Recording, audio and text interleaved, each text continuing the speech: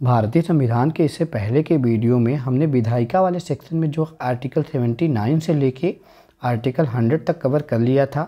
आज हम और एक इम्पॉर्टेंट आर्टिकल की चर्चा करेंगे जो आर्टिकल 108 है उसकी, जिसमें संयुक्त अधिवेशन की चर्चा है। और संयुक्त अधिवेशन होता क्या है कि जब देखिए लोकसभा और राज्यसभा में विवाद हो जाता है तो इसे बुलाया जाता है, और उसके बाद कौन बुलाता है तो राष्ट्रपति बुलाता है इसको, और अध्यक्षता इसकी कौन करता है तो लोकसभा स्पीकर करता है।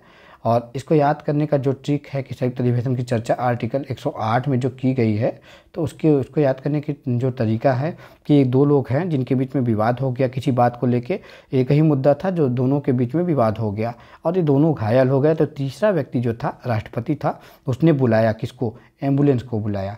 तो 108 नंबर डायल करके जो है इसने एम्बुलेंस को बुलाया और इसमें क्या किया, डॉक्टर ने इसकी पूरी देख रेख की दोनों की, और बातों को सुलझाया।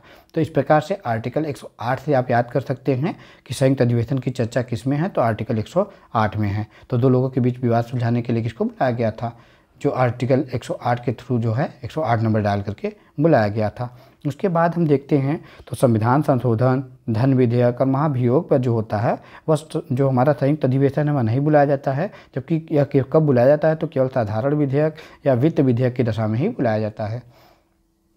अब देखिए जान लीजिए कि संयुक्त अधिवेशन बुलाता कौन है, आहूत कौन करता है, तो राष्ट्रपति जो है वो आहूत करता है, बुलाता है दोनों सदनों के बीच में जो है विवाद हो जाने पर। और अध्यक्षता कौन करता है तो लोकसभा अध्यक्ष जो है वह अध्यक्षता करता है। यदि वह अनुपस्थित होता है तो लोकसभा का जो उपाध्यक्ष होता है वह करता है इसकी अध्यक्षता। और अगर ये भी अनुपस्थित होता है तो उपसभापति जो होता है राज्यसभा का वह क्या करता है तो वह अध्यक्षता करता है, क्योंकि आप जानते हैं कि जो हमारा सभापति होता है वह किसी भी सदन का सदस्य नहीं होता है। तो संयुक्त अधिवेशन की जो अध्यक्षता करता है उपसभापति करता है अगर ये दोनों अनुपस्थित होते हैं, और ये तीनों अनुपस्थित होते हैं तो जो हमारा संसद तय करेगा वही अध्यक्षता करेगा।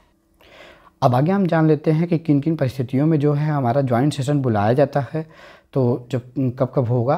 तो ऐसी 3 परिस्थितियां हैं जिनमें हमारा जो ज्वाइंट सेशन है वो बुलाया जाता है। तो पहला परिस्थिति क्या है कि यदि विधेयक जो है दूसरे सदन द्वारा अस्वीकृत कर दिया गया हो, पहले सदन में जैसे लोकसभा मान लीजिए पास हो गया और राज्यसभा द्वारा जो है इसे अस्वीकृत कर दिया गया हो, तब संयुक्त अधिवेशन बुलाया जा सकता है।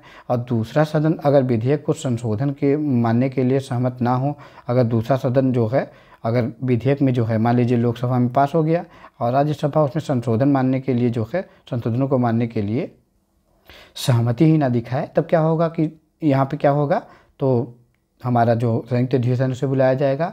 और दूसरे सदन द्वारा 6 माह से अधिक विधेयक तक रोका गया, मान लीजिए कि लोकसभा में हमने कोई बिल पास कर दिया, उसके बाद फिर राज्यसभा में गया तो राज्यसभा में इसे 6 माह तक रोक लिया, तो उस दशा में भी जो क्या होता है तो हमारा जो संयुक्त अधिवेशन है वो बुलाया जाता है। और हम आपसे बताए थे कि जो हमारा कुछ ऐसा मामला होता है जैसे धन विधेयक, तो वह 14 दिन के अंदर ही राज्यसभा से पारित माना जाता है, तो इसलिए इसमें नहीं रखा जाता है।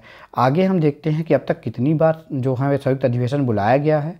तो अब तक 3 बार संयुक्त अधिवेशन बुलाया गया है।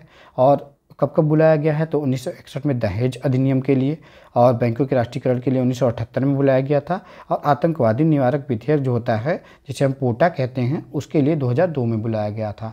और एक व्यक्ति थे जो हमारे अटल बिहारी वाजपेयी जी, वह तीनों संयुक्त अधिवेशन में मौजूद थे। अब देखिए इनको याद करने का जो संयुक्त अधिवेशन है जो 3 बार बुलाए गए हैं, उनको याद करने का एक सिंपल सा तरीका है कि अगर दहेज का पैसा था, दहेज का पैसा एक व्यक्ति ने जो है उसने क्या किया था, वो बैंक में जमा किया हुआ था। तो बैंक में दहेज का पैसा जमा किया हुआ था तो कहाँ पे जमा किया था, जम्मू कश्मीर बैंक में जमा किया था। तो जम्मू कश्मीर बैंक, आप जानते हैं कि जम्मू कश्मीर में आतंकवादी बहुत आते हैं, पैसा लूटने के लिए आ गए यहाँ पे। तो आतंकवादी जब जो क्या किए तो जो दहेज का पैसा इस बैंक पे रखा गया था उसको लूट लिया। तो बस यही ट्रिक है कि दहेज का पैसा बैंक से आतंकवादी लूट ले गए। तो दहेज का पैसा किसने लूटा, तो आतंकवादियों ने लूटा। कहाँ से लूटा, तो बैंक से लूटा। तो दहेज का पैसा, तो आप देखेंगे दहेज अधिनियम किस में है, तो इसमें ये पहला संयुक्त अधिवेशन बुलाया गया था 1961 में। उसके बाद फिर देखिए बैंक, तो बैंकों का राष्ट्रीयकरण जो है उसकी चर्चा जो 1978 में किया गया था, इसके लिए बुलाया गया था संयुक्त अधिवेशन। आतंकवादी लूट ले गए, तो आतंकवादी हो जाएगा आतंकवादी निवारण जो विधेयक है जिसे हम प्रिवेंशन ऑफ टेररिस्ट एक्ट कहते हैं या पोटा कहते हैं, उसके लिए बुलाया गया था कब, 2002 में। तो अटल जी जो थे वो तीनों संयुक्त अधिवेशन में क्या थे तो उपस्थित थे। तो इस प्रकार से हमने जो ज्वाइंट सेशन था हमारा जो संयुक्त अधिवेशन जिसकी चर्चा आर्टिकल 108 में की गई है उसको संपूर्ण रूप से समझ लिया है। और जो 2 ट्रिक थे उनकी बात की थी कि 108 जो है नंबर डायल करके क्या किया जाता है, कोई मामला अगर गंभीर हो जाता है तो बुलाया जाता है और डॉक्टर इलाज करते हैं। तो कौन बुलाता है, तो थर्ड पर्सन जो था राष्ट्रपति के रूप में बुलाता है। और अध्यक्षता कौन करता है, तो वो कौन करता है, तो हमारा जो लोकसभा अध्यक्ष होता है वह करता है। उसके बाद दूसरे जो ट्रिक थी हमारी वह था कि दहेज का पैसा जो था वो बैंक से आतंकवादी लूट ले गए। दहेज अधिनियम, बैंकों का राष्ट्रीयकरण और आतंकवादी निवारण जो विधेयक था उसकी चर्चा की गई है। आगे हम अन्य वीडियो की चर्चा करेंगे। धन्यवाद।